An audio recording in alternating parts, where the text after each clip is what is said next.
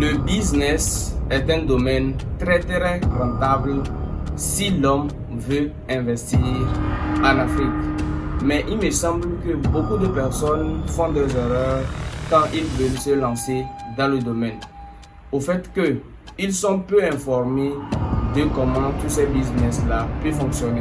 C'est pour ça, moi, je suis là pour vous partager ce que je connais un peu dans le domaine et je vais essayer de vous expliquer comment vous allez faire pour créer des business comme par exemple l'alimentation générale et tout ce qui concerne les supermarchés. Parce que beaucoup des Africains ne connaissent pas le domaine du business. Le pourquoi sur nos marchés locaux, vous allez voir que les bonnes entreprises ou les plus grandes entreprises qui font du business, surtout en Afrique, ce sont des Chinois, des Libanais et j'en passe. La différence, vous savez, qu'on a entre les pays qui parlent français et disons-le, le Nigeria, c'est que nous avons pris en main notre propre destinée. Nous contrôlons l'économie de notre pays. Et je préfère m'excuser par rapport à tous les gens que cela va énerver, mais nous contrôlons notre économie. Ce qui n'est pas le cas de la plupart des pays francophones, où les citoyens n'ont pas le contrôle sur leur économie. Ces économies sont souvent contrôlées par des étrangers et qui parfois même dictent leurs termes et conditions de leurs contrats aux autres gouvernements et même à tout le monde. Et ce que nous pensons chez Dangote Group, c'est que nous sommes capables de transformer tout cela en allant dans ces différents pays et en investissant. Car ce sont des zones où il y a encore une dizaine d'années, il aurait été impossible de s'attendre à ce qu'un Nigérian... Mon objectif sur YouTube, c'est de vous montrer comment vous pouvez mettre en place des business comme l'alimentation générale, les supermarchés pour pouvoir reconquérir nos marchés. Dans cette vidéo, je vais te donner 6 étapes à suivre concrètement pour lancer ton business en 2025. Toutes ces étapes que je vais te parler dans cette vidéo peut t'aider à lancer n'importe quel business. Ça peut être dans l'alimentation générale comme ça va être le cas dans cette vidéo. Et ça peut être aussi dans l'élevage. Tout ce que je vais te donner étape par étape, suis-le pour pouvoir lancer n'importe quel business. Rassure-toi de regarder cette vidéo jusqu'à la fin pour comprendre concrètement quelles sont les étapes pour créer un business très rentable en Afrique. C'est parti. Salut à toi, bienvenue sur ma chaîne. Moi c'est Abdoulaye Wade. Sur cette chaîne, je te parle d'entrepreneuriat. Sur l'entrepreneuriat, je te parle d'alimentation générale, je te parle d'agriculture, je te parle d'élevage, je te parle d'investissement. Parce que moi, je suis absolument convaincu, c'est à travers l'investissement que nous pourrons développer notre continent africain. De 3, je te parle du mindset. Parce que pour investir dans tous ces business dont on va parler sur la chaîne, tu dois absolument avoir un état d'esprit qui montre que vous êtes réellement capable ou vous êtes prêt de vous lancer dans tous ces business. Alors, si toutes ces thématiques que je viens de citer vous intéressent, abonnez-vous à la chaîne, activez la cloche de notification pour ne rien rater de mes prochaines vidéos business comme celle-ci. Vous me partagez cette vidéo sur tous les réseaux sociaux pour faire grossir cette communauté et rassurez-vous de regarder la vidéo jusqu'à la fin pour comprendre les étapes pour lancer une entreprise ou un business rentable en Afrique en 2025. Première étape pour installer un bon business ou une bonne entreprise en 2025, c'est de faire ce que moi j'appelle l'étude du quartier ou l'étude de la zone. Ça veut dire quoi? Si tu veux réellement installer une entreprise, tu dois faire l'étude du quartier dans laquelle tu veux installer. Pourquoi tu devrais installer ton entreprise dans cet quartier? Pourquoi dans cette zone tu devrais installer? Donc il faudrait faire l'étude de la zone pour pouvoir comprendre. Comme je vous ai dit, ici on va parler de l'alimentation générale ou des supermarchés. Donc dans les deux domaines, ce sont des domaines qui se ressemblent, mais ce ne sont pas les mêmes choses. Si tu veux installer une alimentation générale et reçue, tu n'es pas obligé d'installer ça au bord de la route. Au contraire, un supermarché, c'est bien de l'installer au bord de la route. Par exemple, je veux lancer une alimentation générale. L'erreur principale que je vois beaucoup de personnes font, c'est de venir installer une boutique au bord d'un goudron. Ça ne va pas marcher. l'alimentation générale, installe-le dans un angle rue où tu vois qu'il y a assez de maisons, assez de monde pour pouvoir payer ton produit. Or que dans un supermarché, il faut l'installer au bord du goudron pour pouvoir avoir beaucoup de personnes. Parce que je t'explique le pourquoi. Par exemple, un supermarché, n'importe qui peut passer et s'arrêter au bord de la route pour venir payer dans un supermarché. Mais ce n'est pas le cas dans une alimentation générale. Si quelqu'un habite dans un quartier, bref, il faut savoir que le boutiquier qui est dans le quartier, c'est là-bas il va venir faire ses achats et tout ça. Donc, c'est plus bien d'installer une boutique dans un quartier où il y a beaucoup de monde, il y a beaucoup des gens qui sont dans le quartier concrètement. Et aussi, la deuxième étape, pourquoi tu dois faire l'étude du marché, c'est que de voir beaucoup de personnes aller installer les boutiques dans les nouveaux quartiers. Quand je parle ici des nouveaux quartiers, je parle par exemple de Davier par exemple. Davier, c'est un quartier où c'est maintenant beaucoup de personnes sont en train d'aller. Et tu vas voir qu'il y a beaucoup de personnes qui travaillent à Lomé et ils quittent pour aller à Davier simplement. Donc ces personnes ne vont pas acheter des choses. Et tu vas voir que dans les quartiers comme ça, il y a des business qui vont mieux marcher. Je prends l'exemple comme les matériels de construction, du ciment, du quincaillerie, tout ça. Tu peux installer des business comme ça là-bas qui vont marcher. Parce qu'il faut savoir, quand il y a des nouvelles constructions, ils ont besoin du ciment, ils ont besoin de fer, ils ont besoin de choses. Donc ça peut facilement marcher là-bas. Et tu vas voir que dans les nouveaux quartiers là, ce sont des quartiers où tu vas voir beaucoup de maisons, mais il y a peu de personnes. Parce que quelqu'un qui a construit sa maison, peut-être il a une femme, 2 enfants. Parfois, il y a des gens qui construisent leur maison, ils sont plus dans la maison, mais ils ont quand même une maison. Comme le quartier aussi n'est pas assez développé, il n'y a pas assez de location dans les maisons. Donc, tu peux te retrouver un quartier avec beaucoup de maisons, mais peu de personnes. À Lomé, par exemple, dans les quartiers à Goaï, tu passes par Dodo, tu passes par Agoy, tout ça. Tu vois que ce sont des quartiers où c'est vraiment inondable. Parce qu'il y a énormément de personnes. Tu vas voir peu de maisons, mais beaucoup de personnes. Parce qu'il y a des maisons en location où tu vas voir dans une maison où tu peux avoir plus de 10, 20 personnes dans une maison. Donc, ce sont les premières études que vous pouvez faire pour installer votre business, par exemple, dans l'alimentation générale. C'est ce que je vais vous donner. La deuxième étape que vous devrez absolument mettre en place, c'est de faire l'étude du marché. Déjà, vous avez fait l'étude du quartier, vous connaissez absolument le pourquoi vous devrez installer votre boutique dans ce quartier. Maintenant, l'étude du marché, ça concerne à quoi?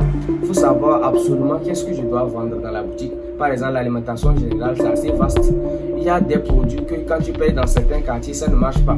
Donc, c'est à toi d'aller faire l'étude du marché. La première chose, c'est d'aller chez tes concurrents, aller les demander ou aller un peu essayer de faire l'étude du marché dans leur boutique. Qu'est-ce qu'ils ont exposé? Qu'est-ce qu'ils vendent ici, dans le quartier? Donc, forcément, il n'y a personne qui va vendre ce qu'il ne prend pas. Donc, si tu vas et tu vois que, ok, il y a ça, il y a ça, il y a ça dans la boutique, ça veut dire que c'est ça qui prend. Donc, toi aussi, tu peux facilement venir vendre ça dans ta boutique. De deux, tu vas aussi demander les clients dans le quartier. Beaucoup de personnes, qu'est-ce que vous payez? Où est-ce que vous payez vos produits? Pourquoi vous payez là-bas? Et tout ça, c'est l'étude du marché, ça. Pour pouvoir comprendre réellement pourquoi ces personnes vont ici pour payer, pour pouvoir savoir, pas seulement pour fixer le prix, mais de savoir satisfaire le client. Même si c'est dans l'entreprise, tu as besoin de ça pour comprendre la concurrence que tu as, quelles sont leurs méthodes, quels sont ce qu'ils font, qu'est-ce qu'ils ne font pas. Toi, tu vas voir qu'est-ce que je vais améliorer pour que je sois différent de ceux qui sont déjà. C'est la différence là qui va attirer des clients à travers toi. La troisième étape pour réussir dans ton business, c'est de faire l'installation des produits.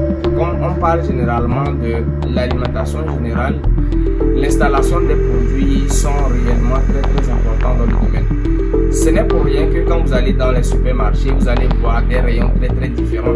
Vous allez voir ici, ce sont de l'alimentation générale, il y a du cosmétique qui se séparent, il y a l'électroménager qui se séparent. Ce n'est pour rien qu'on fait ça. C'est juste pour faciliter aux clients de pouvoir savoir réellement là où choisir les produits. Mais c'est bizarre que quand tu rentres dans certaines boutiques, tout est mélangé. Je Je vais vous mettre d'abord une image de ma boutique. Vous allez réellement comprendre de quoi je parle. Vous allez voir que là où je vends l'alimentation générale est tellement séparé de là où je vends les produits cosmétiques. Et c'est comme ça, quand le client vient, c'est un peu plus simple de choisir le produit qu'il veut et partir rapidement. Donc c'est ce que le client veut. Quand il vient chez toi, il peut choisir vite son produit et partir très rapidement. Mais quand le client vient, il ne sait pas pratiquement là où le produit est, c'est un peu compliqué au client de choisir ce qu'il veut. Donc c'est un peu compliqué. Quand tu vas dans les boutiques, tu vois tomate ici, savon là, au même moment il y a des spaghettis ici. Ce n'est pas professionnel. Il y a beaucoup de gens qui m'ont dit ça, c'est parce que tu sais expliquer les produits. La manière dont tu exposes les produits, c'est ça qui nous attire plus longtemps. Et c'est ça qui me fait démarquer aujourd'hui de mon business et des business de concurrence. La quatrième étape pour réussir dans son business, c'est la gestion des clients. Comment vous gérez les clients? Quelles sont la relation entre vous et les clients? Le business, c'est quelque chose dans laquelle quand tu viens, même si tu as des problèmes, essaie de déposer tes problèmes que tu as à la maison avant de sortir. Parce que quand tu viens l'impliquer dans ton boutique ou dans ton business, ça va affecter. Imagine que tu es sorti avec des problèmes. Au même moment, tu viens mettre ça sur des clients qui vont rentrer. C'est un peu compliqué.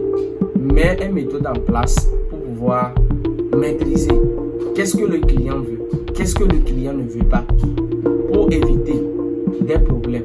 Parce que quand vous avez des problèmes, ce que beaucoup de personnes ne savent pas, si tu as un problème avec un client aujourd'hui, rassure-toi que le seul client là va aller partager ça à deux personnes. Si les deux personnes aussi vont en parler à deux personnes, vous allez voir qu'en fait, à une longue terme, vous allez perdre votre clientèle. Parce qu'une seule personne s'est plainte, il va aller dire à deux personnes se plaignent, il va aller dire à 4 personnes. C'est comme ça que ça grandit. À un moment, vous allez vous rendre compte que vous ne vendez plus comme avant. Parce que les clients ne sont pas satisfaits et vous ne faites pas un bon travail. Vous n'accueillez pas bien les clients. Et ça agit énormément dans un business. Pour réellement fonctionner un business, il faut savoir comment vous gérez les clients. Il faut savoir satisfaire les clients. Il faut savoir répondre aux questions que les clients veulent pour pouvoir les attirer. C'est ça qui te démarque. Tu as la concurrence. C'est ça qui fait que beaucoup de personnes vont venir chez toi. Parce qu'un client que tu as satisfait peut inviter un autre client qui va venir à payer chez toi. Un client non satisfait peut facilement découvrir tout ce que tu fais. La 5e étape pour réussir dans ton business, c'est comment fixer le prix de vos produits. Comme on parle de l'alimentation générale ou dans un supermarché, c'est très important. Parce que l'erreur que je vois beaucoup de personnes font, c'est de penser que je peux facilement vendre comme les autres vendent. Ils veulent aller voir le prix que les autres vendent pour venir vendre. Il y a certains produits que tu vas vendre assez cher. Les clients ne pourront pas payer. Et il y a certains produits que tu vas vendre moins cher, tu n'auras pas de bénéfice. Et c'est là que tu vas commencer à crier, je fais du business, je n'ai pas de rentabilité, je n'ai rien du tout au retour. C'est parce que tu ne sais pas comment fonctionner.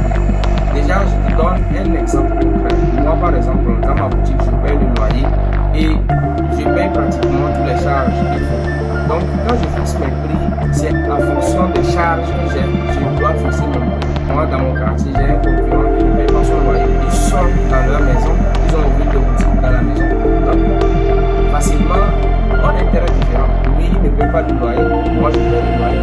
Donc, à moins de fixer le prix qui me concerne, je pourrais payer les charges et avoir aussi des bénéfices. Mais si tu veux voir que comme elle vend à ce prix, moi aussi, je dois absolument vendre à ce prix, tu vas voir qu'elle peut vendre cher. Chez toi, tu peux vendre moins cher. Au même moment, tu gagnes beaucoup plus qu'elle. C'est cette méthode que les Chinois ont mis en place.